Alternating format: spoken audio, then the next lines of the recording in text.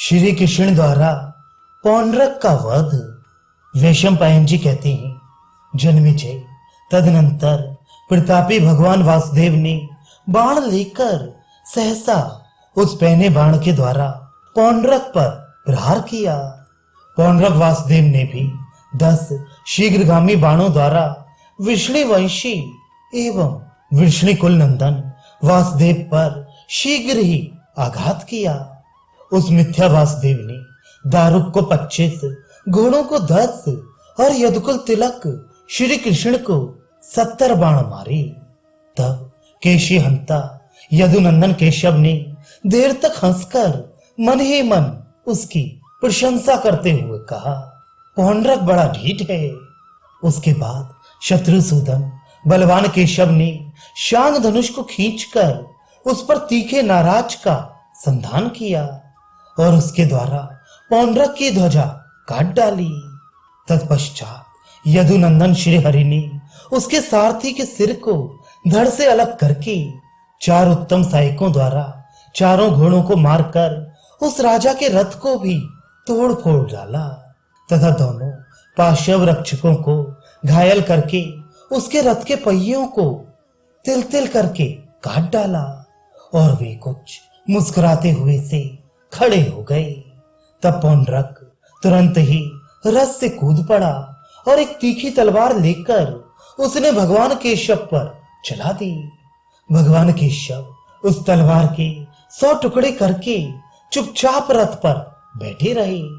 तत्पश्चात प्रतापी पौंड्रक वासुदेव ने एक काल के समान महाघोर परिघ लेकर समस्त क्षत्रियों के देखते देखते उसे वृषणी वीर भगवान वासुदेव पर चला दिया।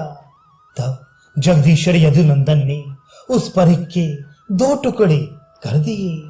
महाराज तत्पश्चात शत्रुसूदन पौंड्रक ने महाघोर परम कांतिमान सहस्त्रों अरों से युक्त 30 भार लोहे के बने हुए 6 पणीय चक्र को हाथ में लेकर भगवान श्री कृष्ण से कहा, दर्प वाले पुरुषों में श्रेष्ठ गोविंद, देखो यह भयंकर एवं तीखा चक्र तुम्हारे चक्र का विनाश करने वाला है। वार्ष्णे, मैं इसी चक्र से समस्त क्षत्रियों के देखते देखते तुम्हारा सारा घमंड चूर्ण कर दूंगा। हरे कृष्ण, तुम्हारे उद्देश्य से ही मैंने ये महाभयंकर दूसरा दुर्जय चक्र तैयार कराया है। यदि तुम में शक्ति हो तो इस विशाल चक्र को विदीर्ण करो। ऐसा कहकर महाबली महापराक्रमी नृपश्रेष्ठ पौंड्रक ने उस चक्र को 100 बार घुमाकर श्री कृष्ण पर चला दिया। तब महाबली और पराक्रमशाली श्री कृष्ण उस स्थान से नीचे उतर गए और उस चक्र को विफल करके महाघोर सिंहनाद करने लगे।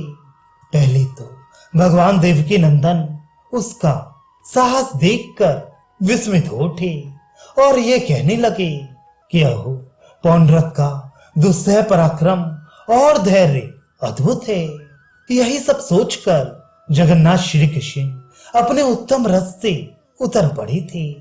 तदनंतर पौंड्रक ने एक शिलाखंड लेकर भगवान श्री कृष्ण पर चलाया, किंतु यदुकुल तिलक श्री कृष्ण ने वह शिला फिर उसी पर दे मारी। इस प्रकार भगवान श्री हरि ने पौंड्रक के साथ चिरकाल तक युद्ध का खेल करके अपना तीखा चक्र हाथ में लिया, जो दैत्यों के रक्त का आहार करने वाला था। उस चक्र का अंग प्रत्यंग दैत्यों के मांस से पुष्ट हुआ था। वह दैत्य नारियों के गर्भ गिरा देने वाला था।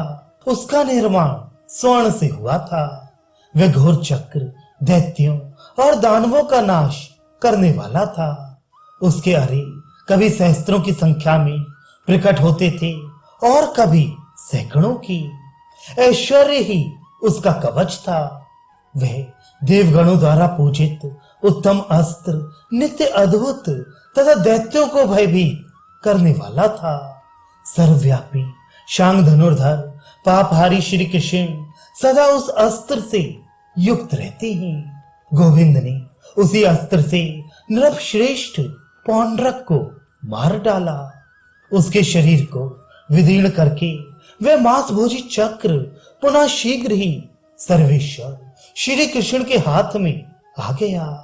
तदनंतर वह राजा पौंड्रक प्राण शून्य होकर पृथ्वी पर गिर पड़ा।